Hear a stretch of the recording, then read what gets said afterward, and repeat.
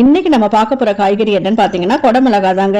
இந்த கொடமிளகா வந்து உலகம் முழுவதும் பிரபலமான காய்கறிகள்ல ஒண்ணு. ஆங்கிலத்துல வந்து இத பெல் பெப்பர்னு கூட சொல்றாங்க, இல்லனா கேப்சிகம் அப்படின்னு கூட சொல்றாங்க. இது வந்து மிளகாய் குடும்பத்தை சேர்ந்து இருந்தாலும் காரம் வந்து ரொம்பவே குறைவாதாங்க இருக்கு. இதோட வடிவம் வந்து குடை மாதிரி இருக்கிறதுனாலதான் தமிழ்ல இதுக்கு குடைமிளகாய் அப்படின்னு சொல்லி பெயர் வந்தது. இந்த குடைமிளகாயில பல நிறங்கள் இருக்குங்க. பச்சை, சிவப்பு, மஞ்சள், ஆரஞ்சு, ஊதா, இத்தனை கலர்ல இந்த குடைமிளகாய் இருக்கு. இதோட நிறங்களுக்கு காரணம் என்ன அப்படின்னு பாக்கலாமா? ஒரே காய்கறியோட வளர்ச்சியோட வெவ்வேறு நிலைகள் தாங்க வெவ்வேறு நிறமா மாறுது. பச்சை கலர்ல இருந்தா இளம் நிலைனும், மஞ்சள் இல்லனா ஆரஞ்சு கலர் வந்து வளர்ச்சி நிலைனும், சிவப்பு வந்து முழு பழுத்த நிலை அப்படின்னு சொல்லி சொல்றாங்க. சிவப்பு குடைமிளகாயில அதிக சத்துக்கள் இருக்குங்க. இந்த குடைமிளகாய் பாத்தீங்கன்னா நிறங்களுக்கு ஏத்த மாதிரி சுவை கூட மாறுபடுதுங்க. பச்சை கலர் வந்து கசப்பாவும், சிவப்பு வந்து இனிப்பு சுவையோடையும், மஞ்சள் வந்து மென்மையான இனிப்பாவும், ஆரஞ்சு வந்து பழசுவை போன்ற இனிப்போடையும் இருக்குங்க.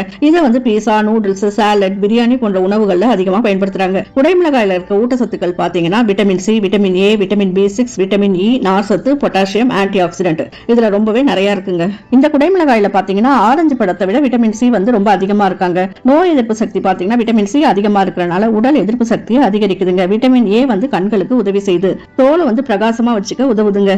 கலோரி குறைவா இருக்கிறனால டயட் ஃபுட்டா கூட சாப்பிடலாம். ஆன்டி ஆக்சிடென்ட் இதயத்தை பாதுகாக்க உதவி செய்யுது. செரிமானத்துக்கு ரொம்பவே நல்லதுங்க. ஏன்னா இதுல நார் சத்து அதிகமா இருக்கு. அடுத்து இது எங்க நல்லா வளருது அப்படின்னு பார்த்தோம்னா குளிர்ச்சியான காலநிலை, மிதமான வெப்பத்துல நல்லா வளருதுங்க. அதாவது ஊட்டி, கொடைக்கானல், கர்நாடகா, மகாராஷ்டிரா, ஹிமாச்சல பிரதேசம் இந்த மாதிரி இடத்துல எல்லாம் இது வந்து அதிகமா பயிரிடப்படுது. இந்த கொடமிளகாவை வீட்டுல வளர்க்கறது ரொம்பவே ஈஸி தாங்க. விதை, மண் தொட்டி, சூரிய ஒளி இது இருந்தாலே போதும். என்ன எல்லா செடியும் வளர்க்குற மாதிரி தான். விதையை மண்ணில் போட்டு தண்ணீர் ஊற்றினா செடி வரப்போதுங்க. அப்புறம் பூ பூக்கும், பின்னர் காய் வரும். இதோட அறுவடை காலம் பாத்தீங்கன்னா 70 இருந்து 90 நாட்களுக்குள்ள அறுவடை செஞ்சிடலாங்க. குடைமிளகாயோட சமையல் பயன்பாடுகள் பாத்தீங்கன்னா பிரியாணி, ஃப்ரைட் ரைஸ், நூடுல்ஸ், பன்னீர் கிரேவி, சில்லி சிக்கன், சாலட் இப்படி நிறைய பண்ணலாம். வெளிநாட்டு உணவுகள் பாத்தீங்கன்னா பீஸா, பாஸ்தா, பர்கர், சாண்ட்விச் இதெல்லாம் கூட பயன்படுத்தலாங்க.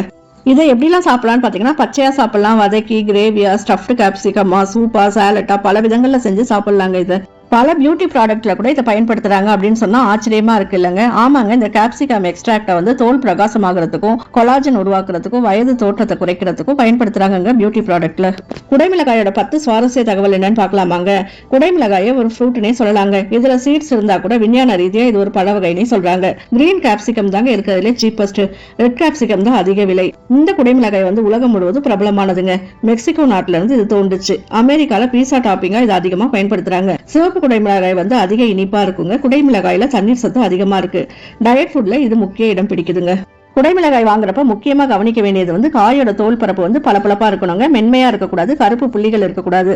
நம்ம தூக்கி பார்க்கும்போது நல்லா வெயிட்டா இருக்கணுங்க. இதை எப்படி ஸ்டோர் பண்ணி வைக்கலாம்னு பாத்தீங்கன்னா ஃப்ரிட்ஜ்ல வச்சா 1 வாரம் வரைக்கும் நல்லா இருக்குங்க. பிளாஸ்டிக் கவர் போட்டு மூடி வச்சா நல்லா ஃப்ரெஷ்ஷா இருக்கும்.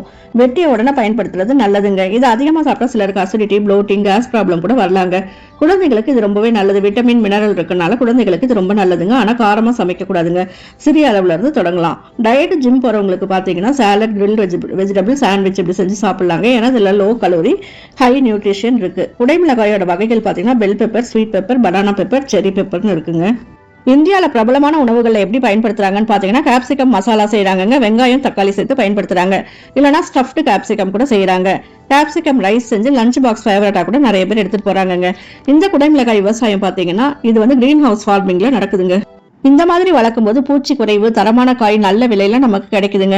நிறத்தை பொறுத்து இதோட விலை மாறுபடுது. கிரீன் கலர் வந்து குறைந்த விலைக்கும், ரெட் எல்லோ வந்து அதிக விலைக்கு விற்கிறாங்க.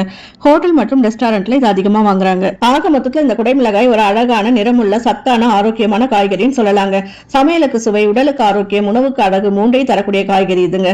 இது வந்து நம்ம தினமும் உணவுல சேர்த்துக்கிட்டோம்னா நோய் எதிர்ப்பு சக்தி, தோல் ஆரோக்கியம், கண் பார்வை, உடல் எடை கட்டுப்பாடு இவ்வளவு நமக்கு கிடைக்குதுங்க. இந்த பதிவு உங்களுக்கு ரொம்ப பயனுள்ளதா இருக்கும்னு நினைக்கிறேன். பிடிச்சிருந்தா லைக் பண்ணுங்க, ஷேர் பண்ணுங்க, கமெண்ட்ஸ் பண்ணுங்க, சப்ஸ்கிரைப் பண்ணுங்க.